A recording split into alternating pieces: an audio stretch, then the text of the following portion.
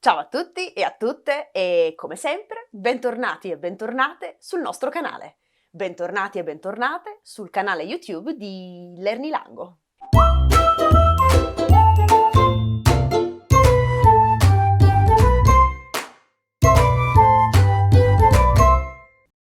Nella lezione di oggi parleremo di nuovo del passato prossimo in italiano e nello specifico vedremo come formare in italiano il passato prossimo.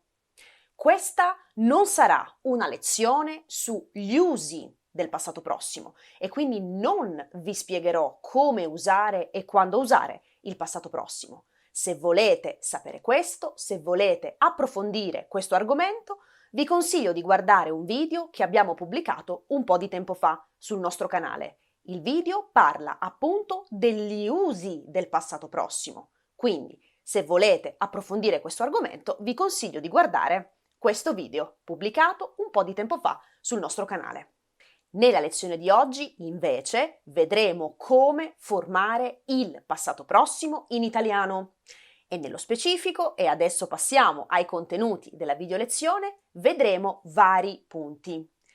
Nella prima parte della video lezione vedremo appunto come formare il passato prossimo, cioè quali sono gli elementi in italiano che compongono il passato prossimo.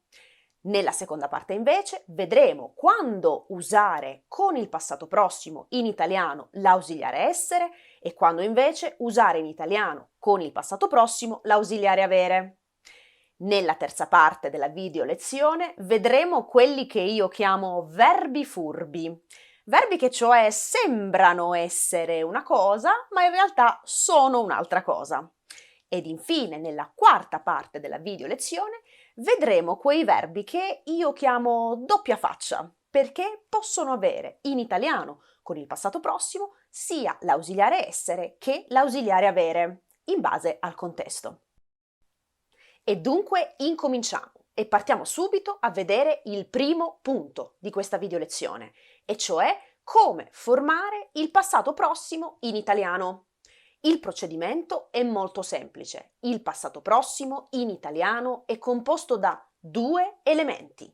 Verbo essere o avere al presente, primo elemento, e participio passato del verbo, secondo elemento.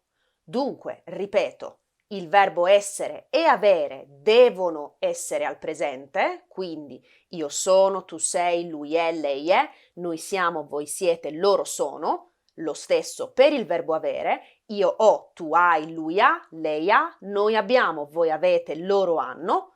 E a sinistra mettiamo invece il secondo elemento, cioè il participio passato del verbo. Dunque, se io ho il verbo amare, al passato prossimo il verbo amare diventa io ho amato. Vedete? Due elementi, verbo avere e participio passato del verbo amare. Come formare il participio passato dei verbi regolari? Molto semplice anche questo procedimento. Quando abbiamo un verbo in are, togliamo are e aggiungiamo ato. Amare, amato. Quando abbiamo un verbo in ere, togliamo ere e aggiungiamo uto, cadere, caduto.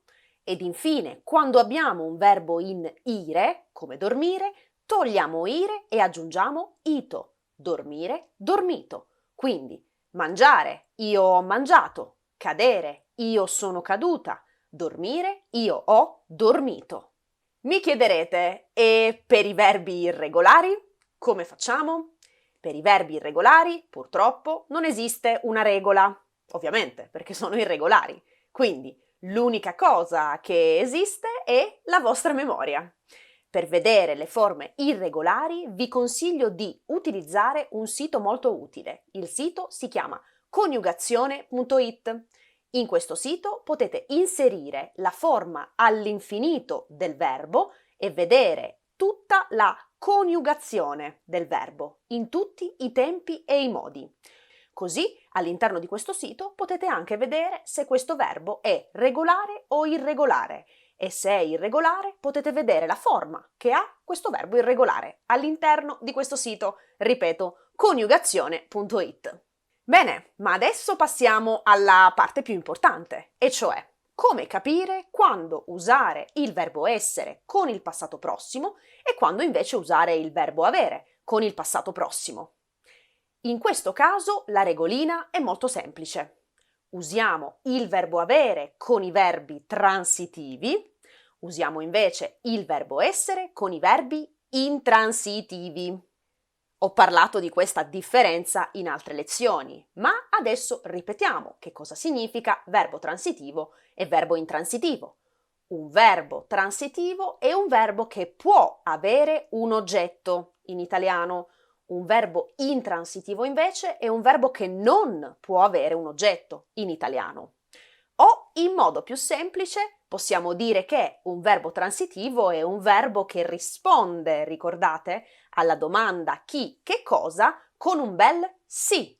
Il verbo intransitivo invece è un verbo che risponde alla domanda chi, che cosa con un bel no. Per esempio, prendiamo il verbo mangiare. Quello che dovete fare è chiedervi, cioè chiedere a voi stessi: posso mangiare qualcosa?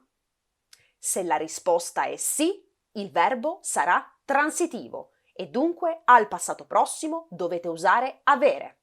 Potete mangiare qualcosa? Certo, sì, quindi mangiare è transitivo. Dunque, passato prossimo, io ho mangiato. Ok? Invece prendiamo un altro verbo, un verbo intransitivo a questo punto. Prendiamo il verbo andare. Posso andare qualcosa o qualcuno? No, posso andare in un luogo, posso andare da qualcuno. Vedete, uso le preposizioni. La risposta in questo caso no e noi dunque capiamo che il verbo andare è un verbo intransitivo e dunque al passato prossimo il verbo andare prenderà l'ausiliare essere. Infatti io dico io sono andata e non io ho andato. Attenzione. Dunque, ripetiamo, con i verbi transitivi che rispondono sì alla domanda, usiamo il verbo avere. Con i verbi intransitivi che rispondono no alla domanda, usiamo invece il verbo essere. Altra piccola parentesi.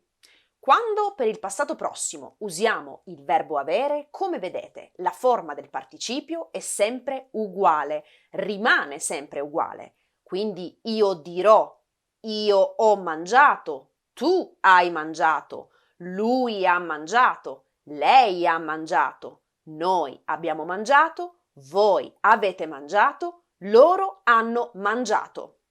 Come vedete, il participio è sempre uguale, non cambia mai. Cambia solamente il verbo avere in questo caso. Ma lo stesso non possiamo dire del passato prossimo con il verbo essere. Perché quando usiamo per il passato prossimo il verbo essere, il participio passato cambia in base al soggetto. Quindi, io sono andata, soggetto femminile, ma io sono andato, soggetto maschile. Tu sei andata, soggetto femminile. Tu sei andato, soggetto maschile. Lui è andato, soggetto maschile. Lei è andata, soggetto femminile. Noi, attenzione, noi siamo andati, soggetto maschile plurale. Noi siamo andate, soggetto femminile plurale. Voi siete andati, soggetto maschile plurale. Voi siete andate, soggetto femminile plurale. Ed infine, loro sono andati, soggetto maschile plurale. Loro sono andate, soggetto femminile plurale. Dunque, quando usiamo il verbo avere, il participio non cambia mai, ma se usiamo il verbo essere, il participio cambia in base al soggetto e dunque cambia in genere, maschile o femminile, e in numero, singolare e plurale. Passiamo adesso invece al terzo punto di questa video lezione, e cioè parliamo dei verbi furbi.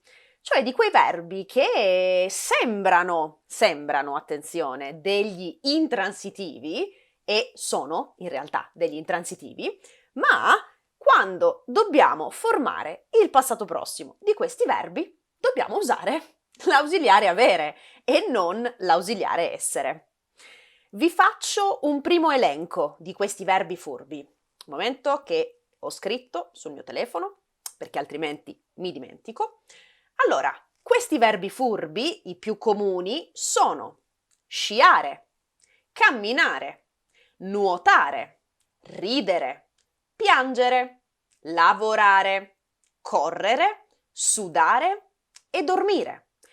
Come vedete, questi verbi sembrano degli intransitivi e sono effettivamente degli intransitivi, perché io posso piangere qualcosa?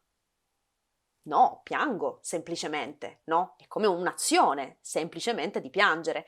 Non posso piangere qualcosa, ok? Posso correre qualcosa? Non posso correre qualcosa, ma correre semplicemente. Oppure posso sciare qualcosa? Non posso sciare qualcosa. Eppure con tutti questi verbi dobbiamo usare l'ausiliare avere e dunque dire io ho corso, io ho camminato, io ho pianto, io ho riso, eccetera, eccetera, eccetera. Dunque, arrivati a questo punto e arrivate a questo punto, la domanda è: come accidenti faccio a capire se usare essere o avere a questo punto? Vi consiglio di seguire delle fasi precise. Prima fase, fatevi la domanda: posso, verbo, qualcosa? Se la risposta è sì, transitivo; se la risposta è no, intransitivo. Prima fase, farvi la domanda. Seconda fase, scrivere il verbo in base alla risposta della domanda. Quindi, mangiare. Posso mangiare qualcosa? Sì. Transitivo, scrivete io ho mangiato. Seconda fase. Terza fase, controllo. Andate su questo sito che vi ho detto, coniugazione.it, scrivete l'infinito del verbo e controllate il passato prossimo per essere sicuri e sicure che questo verbo che avete di fronte non è un verbo furbo, ok? Quindi seguite queste tre fasi. Fatevi la domanda, in base alla domanda scrivete la forma del passato prossimo ed infine controllate su coniugazione.it. Bene, adesso invece passiamo al quarto e ultimo punto di questa video lezione e vediamo cioè insieme i verbi doppia faccia. Cioè quei verbi che non si accontentano di avere un solo ausiliare, ma vogliono allo stesso tempo, accettano allo stesso tempo, in base al contesto ovviamente, l'ausiliare essere e l'ausiliare avere. Questi verbi, infatti, sono dei verbi che, in base al contesto, in base alla situazione, possono agire, possono comportarsi sia come verbi transitivi che come verbi intransitivi. In questo gruppo possiamo trovare verbi come cominciare, incominciare e iniziare. Possiamo trovare verbi come concludere e finire. Possiamo trovare verbi come salire e scendere, verbi come cambiare o verbi come passare. Questi verbi è solo una piccola lista, ma ci sono tanti altri verbi simili. Con questi verbi, in base al contesto, possiamo usare sia l'ausiliare essere che l'ausiliare avere. Facciamo un esempio e prendiamo ad esempio il verbo cominciare. Se io scrivo una frase come io comincio o incomincio o inizio un nuovo libro, vedete in questa frase? Io inizio, incomincio, comincio qualcosa, cioè un nuovo libro. Quindi in questa frase il mio verbo è usato in modo transitivo.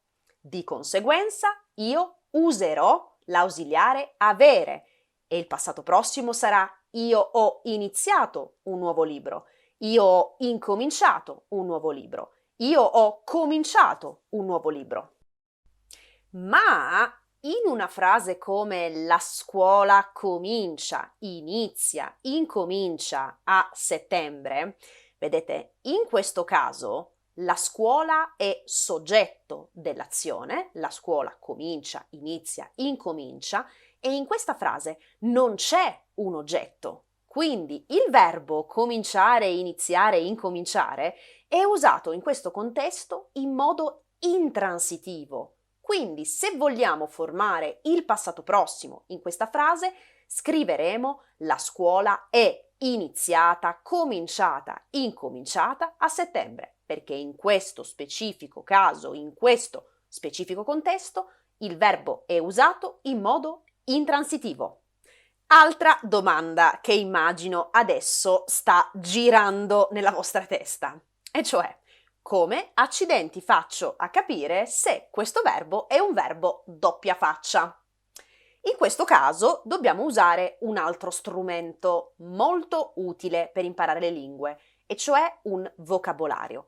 Nel nostro caso useremo il vocabolario online gratuito treccani.it e adesso vi faccio vedere che cosa cercare sul treccani.it.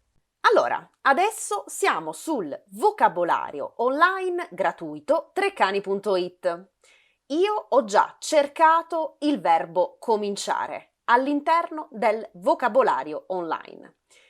Come vedete, dopo il verbo cominciare ci sono queste due piccole paroline appuntate.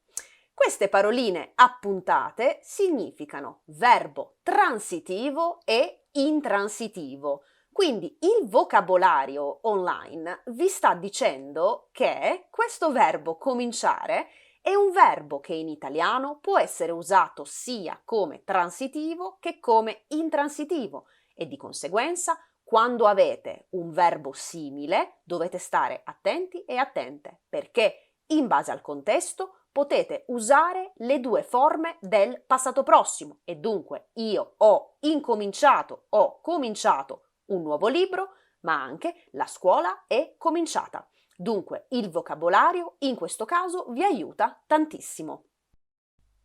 Bene, anche questa video lezione è finita, siamo arrivate alla fine. Io come sempre vi ringrazio per il vostro ascolto e vi ricordo che se avete domande nei commenti e se volete esercitarvi su questo argomento potete andare su learnilango.com e troverete degli esercizi a correzione automatica per praticare questo argomento variegato e meraviglioso della lingua italiana.